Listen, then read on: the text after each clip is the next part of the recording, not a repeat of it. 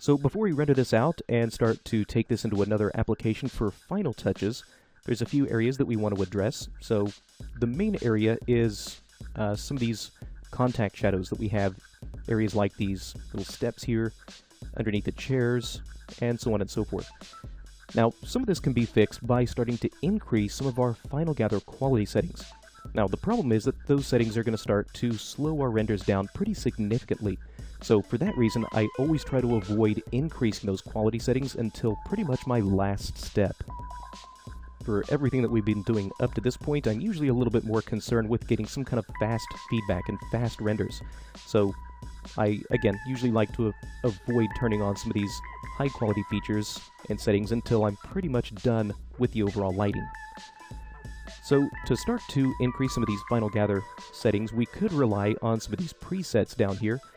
Typically, though, I find that you can start to get some better mixtures of accuracy and speed by not relying on these presets, but instead going in and starting to set up some of your own custom settings. So I find that a really great mix of speed and relatively high quality comes from setting your Final Gather point density to something like 1, right? That's a great place to start. That makes sure we have enough of these Final Gather points to begin with so that we can capture a lot of the details that we need. As far as the rays per Final Gather point, I find that 100 is a good place to start. That makes sure that we have enough rays being sent out from all of these points to return accurate information back to those points. And for the interpolation over the number, I find that usually something like 10 is pretty good. So that gives us enough detail in making sure that we're not spreading this out over so many points that we're starting to get some blurry results. So again, you can start to bump these values up a little bit higher if you want, but I find that this is a pretty good place to start. So for comparison, if we were to come in and move this region over, I'll try to render just a section of these steps so we can see if this is getting us a little bit closer to what we want. So let's get in here and re-render that. Okay, so let's get in here now a little bit tighter and see what that's done. Overall, it's a little bit of an improvement. We can come in here and maybe check some of these other areas, like underneath this chair. And you can definitely see that bumping up this Final Gather quality is starting to give us some much better results in these areas already. So another thing that we may want to consider as far as the overall results here is our image resolution. So at the moment I'm rendering out 640 by 480. Now for my final output, I'd probably want something a little bit bigger. So in my case, I'm going to switch this to an HD TV, and my final image I want to render out at 1280 by 720. Now with that change, let's switch this back to view. Let's re-render and see what we get. Alright, and you can start to see that these contact shadows do start to look a little better with this higher resolution image.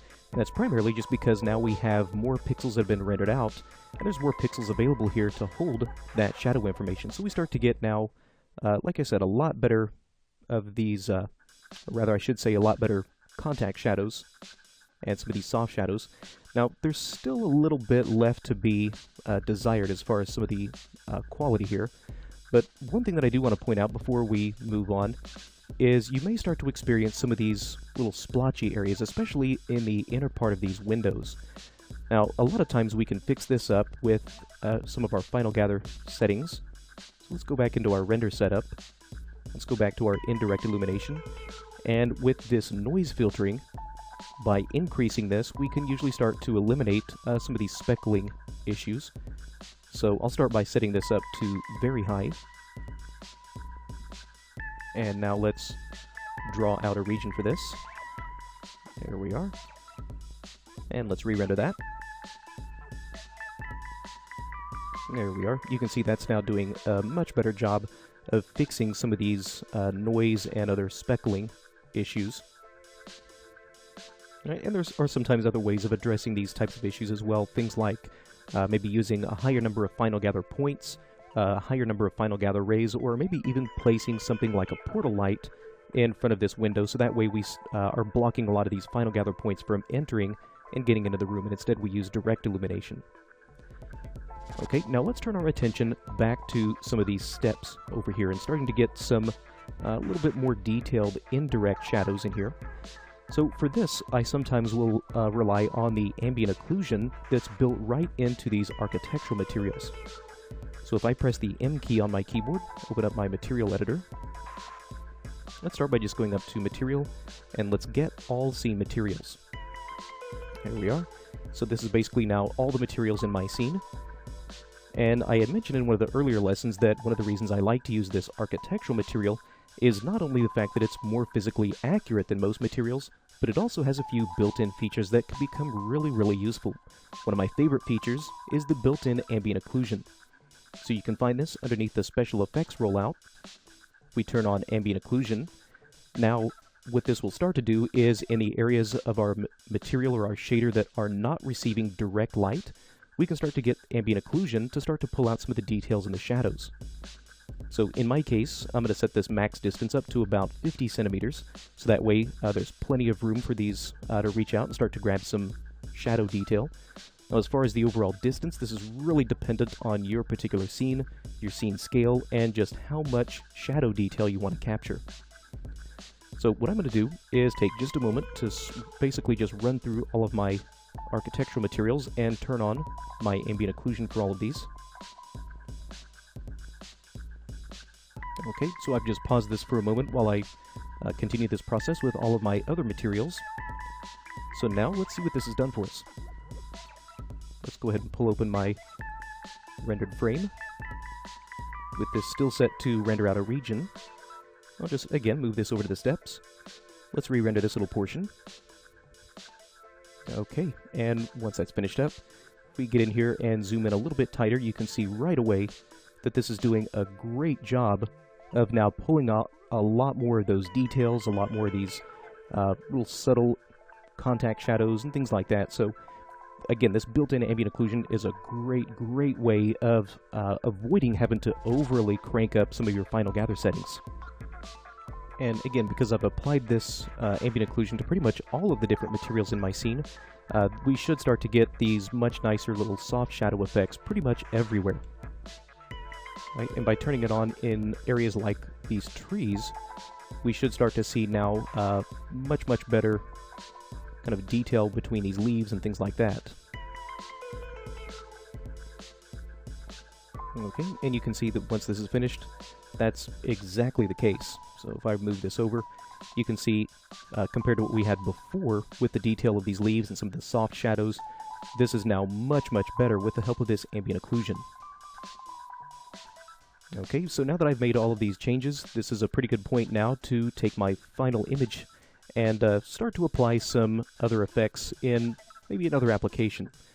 So as I mentioned earlier, this is a point where I would call my lighting overall probably about 80 to 90% complete. So what I'm going to do is render out this final image, and then we can take this into something like Photoshop and make a lot of really interesting little adjustments and really start to just put that final little polish on this image. So to get this out, a couple of things I'm going to do is down in my render settings, let's start to bump up our anti-aliasing, so that way we can start to remove a little bit of this extra pixelization that we might start to get, just kind of help sharpen our image up a little bit.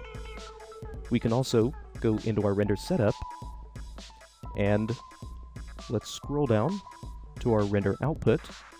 Let's go ahead and tell this to save out a file, and this is going to put this in our render output directory. There we are. We can call this something like exterior render. And in my case, I'm going to save this out as an HDR format. There we are. So everything should now be set. So we can tell this to use non-clamped or standard RGB. Either one of these should work. So in my case, I'm just going to use this standard RGB channel, and that should be all that we have to do. Now, whenever rendering this out as an HDR format, something that I had mentioned in one of the earlier lessons, if we go back to my gamma and LUT setup, with the output gamma of this set to 1, this is, again, something that we would want to use if we're going to be rendering out as an HDR or an EXR format. If you choose to render this out as a bitmap, Targa, JPEG, something else, then you'll probably want to set this to an output value of 2.2. So, but again, in my case, because of what I'm going to be rendering this out as, that being a HDR, we'll leave that set to 1. So, everything should be set. All we have to do now is hit render. Now, before I do that, one last thing that I want to check, go back to my rendered setup, make sure that this is set to render out the view and not some sort of a region or anything like that, because we do want to render out the entire image. And with that set, now we just render this out.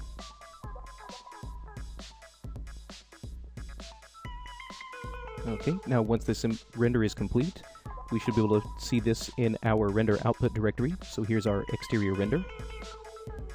There we are. Now, most applications that you open this image up with, the image is going to look really, really dark. And that's completely normal. That just has to do with the fact that this was rendered out as a high dynamic range image. So when displayed on your monitor, it may not necessarily look right. But if we were to take our gamma inside whatever application you're opening this up in and bump that to something like 2.2, now everything should look proper. And if you were to open this HDR image up in something like Photoshop, it should automatically take care of all of this gamma correction for you. Okay, so now in our next lesson, we'll take this image into Photoshop and use that to add our final polish.